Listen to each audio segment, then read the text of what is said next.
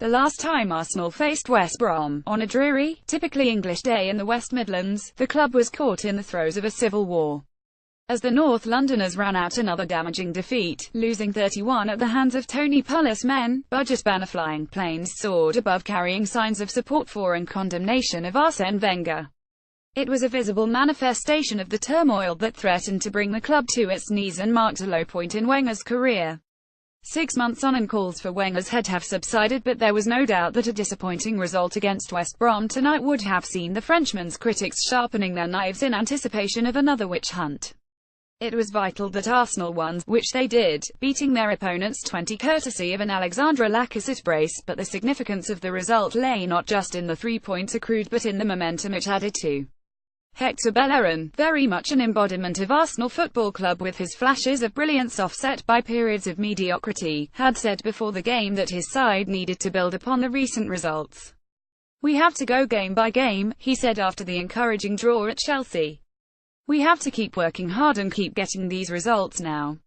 After back-to-back defeats against Stoke City and Liverpool, in which they failed to score, Arsenal have now won 4 of the last 5 games across all competitions.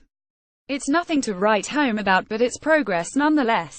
With a run of fixtures across the next 2 months that makes for welcome reading: Brighton, Watford, Everton, Swansea, before travelling to Manchester City on November the 5th, Arsenal have established a firm foundation upon which to move forward into the depths of winter.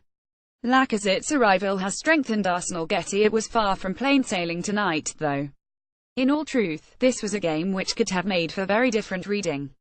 The visitors should have arguably been handed a penalty in the 8th minute after Jay Rodriguez was chopped down by a reckless Shkodran Mustafi challenge, the Englishman having burst forward into the Arsenal box following a blistering surge of pace down the left flank.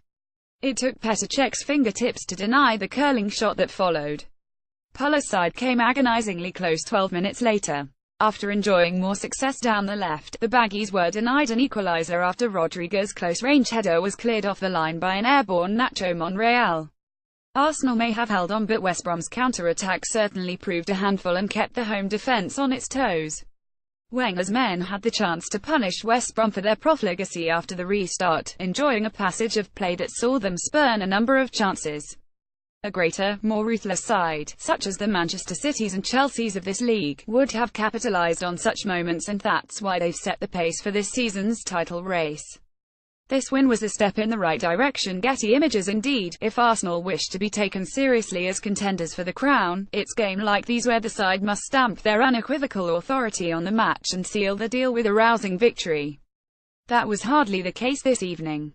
Back in the starting 11 after starting on the bench for the Battle of the Bridge, Alexis Sanchez was very much the chugging engine to this Arsenal team, providing it with that extra thrust to break down the visitors and set things in motion. Without him, it's interesting to see how his teammates would have done. But in the end, Wenger's men got the job done, with Lacazette's composed penalty wrapping up proceedings.